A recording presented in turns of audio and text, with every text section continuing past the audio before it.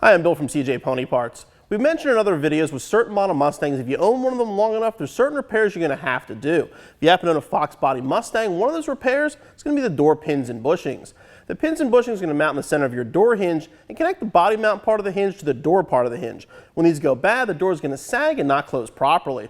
While not the easiest to install, they're not as bad to replace as you might think, and today we're going to show you how using this 87 Mustang Coupe.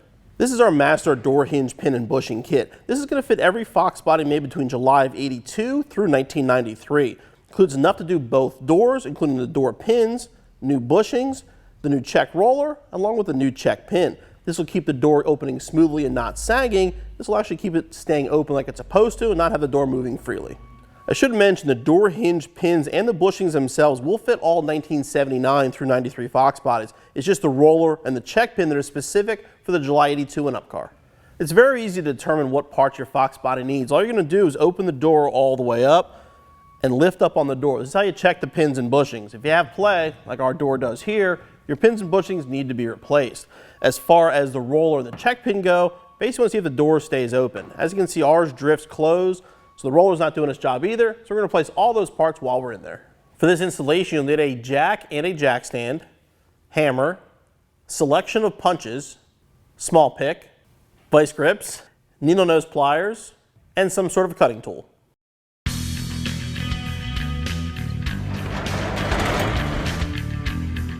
Should mention before we get too far into the installation, this is pretty much a two-man job. You can do it yourself, but you're taking the door off the car and the door is going to be rather heavy. Having an extra set of hands is going to make it a lot easier. Also, depending on how nice your paint job is, you probably want to put some tape over the front edge here. Make sure you have rags for both the jack and jack stand, so when they're under the door, it doesn't damage your paint. Here you can see the pin and bushings on this car. This is your upper, and your lower is going to be down below, the exact same basic setup. If it's the original Ford pin, you will need a Dremel or some sort of a cutting tool because you'll have to cut it in half and then break it apart. In the case of our 87, they were replaced at one point in time, which given it's a 30-year-old car is nothing unusual, so these will just have to be hammered out. The first thing you want to do is put some rags on your jack stand and support the outside of the door. If the door sags, which it should be if you're doing this installation, you want to lift the door up and get it as flat as possible so you're taking some weight off the pin, make it easier to get it out. Then what we're going to do is use the jack on the inside. Once we remove the pins, we're going to slowly slide the door away from the body. Like I said, ours has replacement pins in it, so these are just simply going to have to hammer it out. There should be a cotter pin holding the pin in place. Whoever replaced these last time either didn't do it or somewhere over time it fell out. So we can go right into just hammering this thing out of the way.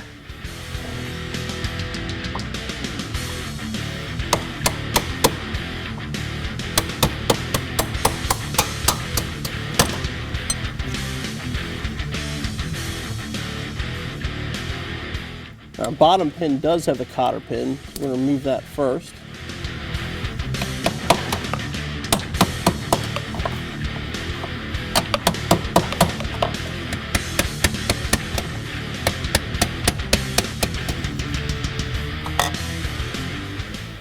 And be careful at this point because once you remove both pins, the door can slide off the hinges.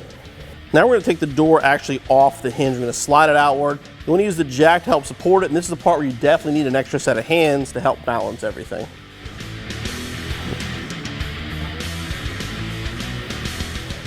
The bushings are located right here. They're on the door side of the hinge itself. One up from the bottom, one from the top. We're going to hammer those out, replace them with the new ones, and work on the bottom next.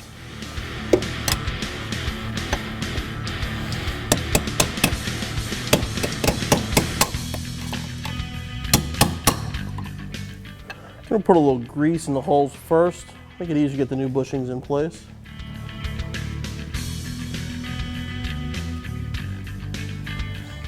Start with the top one. It's actually easier just to put it on the pin.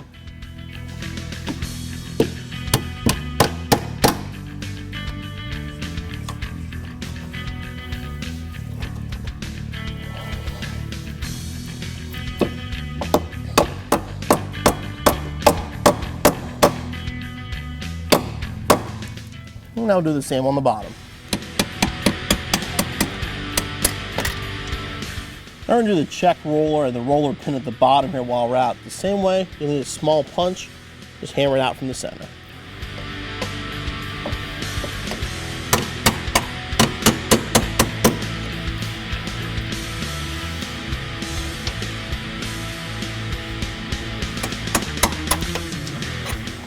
I'm going to put some grease up in here to help get the other new check pin in place.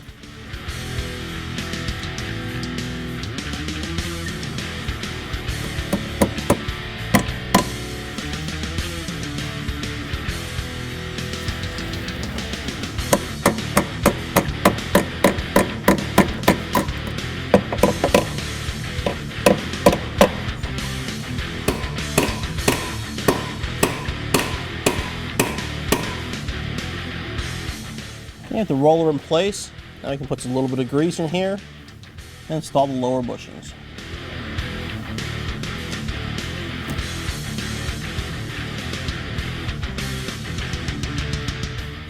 Now we're going to slide the door back on, connect the hinges together again. Another part where you definitely an extra set of hands is going to make your life a lot easier. We're going to start with the top pin.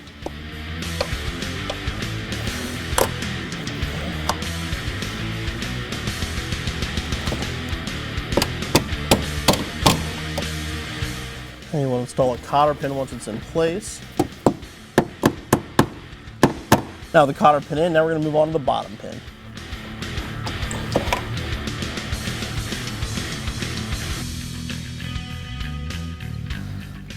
Now look through here, reinstall the cotter pin. And you want to repeat the process on the other side and your installation is finished. We weren't going to show you the passenger side, but then we realized that it actually is the original bushings, hinge pins, and everything on this side. So we're going to show you how to remove these. We won't show you the whole process since everything else is the same, but we're going to show you how to cut out the original pins. Now we're ready to cut it off. In our case, we're going to use a Dremel, but anything sharp that can get in there or some sort of a rotary tool should be able to cut through it.